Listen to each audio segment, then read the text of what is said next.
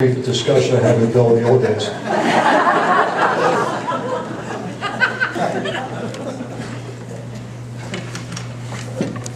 I'm going to give you a few stories about Bill that you've never heard, and they've never been in the light of day before.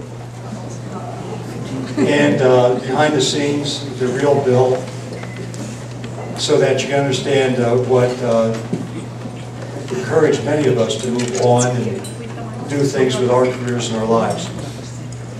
One of the major things from a business perspective is that Bill grew up in a publishing company, maybe aware, called Bar Friedman. And it was a company that was well developed, very old company, strong, and they had very sound principles and fundamentals. And that's what we all learned from. Most of us who got our first positions in the company, as I did, learned from the ground up. The fundamentals that in our business today we still practice every single day. We use it on and on. And I think that was the foundation of so many people in this room.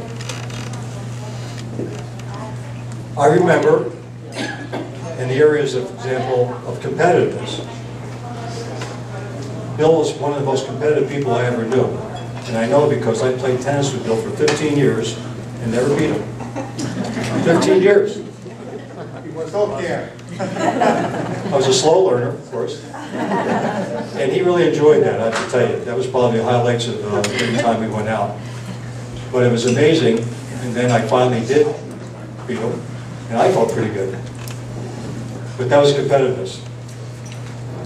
As far as motivation, that was one of the keys, and there's a little bit of a write-up here.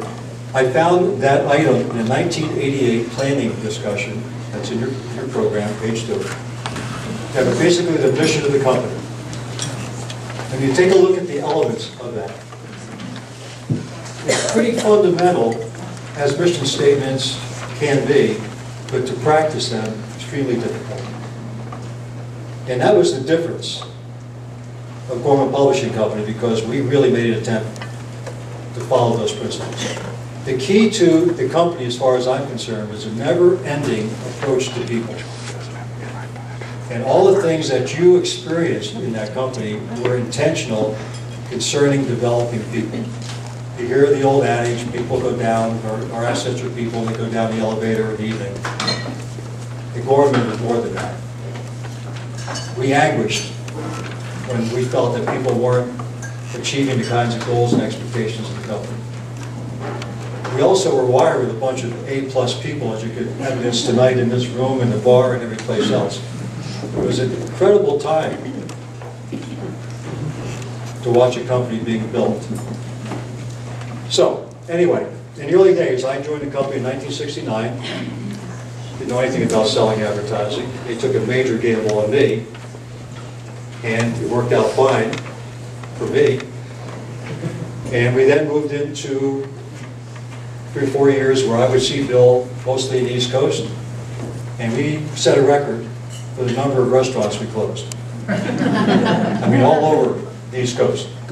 That was one of our goals, and we really followed those through fairly well. Times were different. If you've seen the Mad Men? Yeah, thank you. On television, that's real. I mean, that's exactly the way it used to be. And so we would go and we'd have those kinds of meetings, and then I know somebody else is going to talk about this, but we have what we call mind expanders, and I won't say much, but I'm sure it's going to be picked up. Mind expanders meant you could say essentially anything you want as long as it wasn't a fist fight or it wasn't personal. And it became very personal. But the basic thing about Gorman Publishing Company was, even though it was directed in terms of, I say, personal, it was always an openness and an attitude of listening to anything, as long as it was going to further the goals of the company. So, beside the business aspects and these high goals and expectations, which were what motivated us and everyone here, we took a trip, wife Linda and Viv, and Bill once took a trip to London, England, for a trade show. And so I thought this would be a great opportunity for us to be able to be a part of the English tradition and history.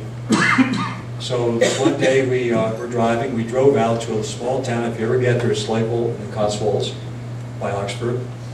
It's called Broadway, small town, quaint little village, thatch huts, roofs, grass roofs and so forth. We stopped at this really elegant hotel, old, as everything over there is. And so we went in to have a drink, it's about 3:30, 3:45, before we were going to go to Stratford on Avon to see a Shakespearean play. So we go into this beautiful hotel, sit down, and Bill says, "I'd like a martini, please." And she says, the waitress, who's got this outfit as they would do at 4 o'clock, she said, "Sir, this is tea time. It's 4 o'clock and we don't serve alcohol at 4 o'clock. And Bill said, "Well, you can understand, you know, I'm from the United States and 4 o'clock, vodka." And so she said, "Sir, this is England. You're not going to change 1,000 years of tradition. How would you like your tea?" We then proceeded to go into Stratford. And Avon, if you ever had a chance to go to Shakespeare's theater. And it was a long day. At that point, it was a long evening. And so we saw one of Shakespeare's rather more dull and boring plays. As we're sitting there in this beautiful theater, I'm looking over and I'm noticing that Viv is starting to slip into a little respite called sleep. And so I look over and there's Bill next to her and he's starting to fade. And Linda is starting to go the same way. And I feel like that, but if I do, nobody's going to wake us up when the show's over. So that was the area of Gorman culture. The other area I think that was really remarkable about the company was its foresight. And the areas of new products and innovations that we developed with the new products report that we acquired, Saatchi & Saatchi. And the information center, which frankly was probably before its time, which is being practiced today everywhere, data services, data businesses.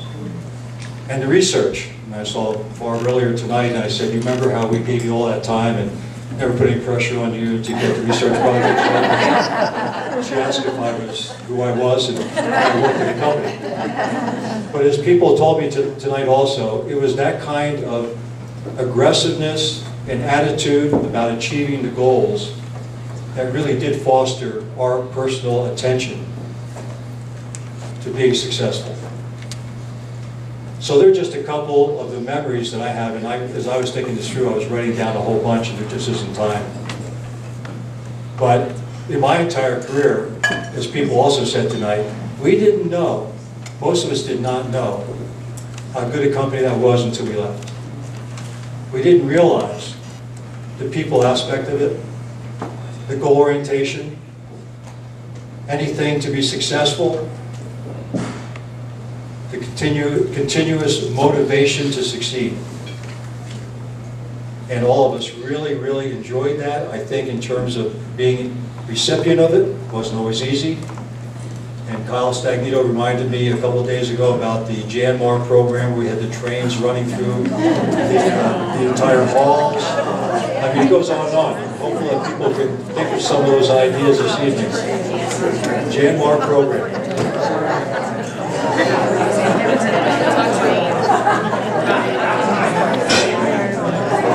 If we had enough time, we would be able to put down a whole bunch more of those kinds of ideas.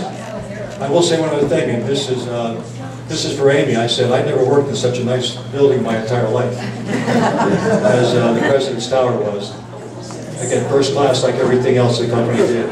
The last thing I'll say about all of that was, again, with Bill's and John's leadership, they really put money back into the company. You have no idea.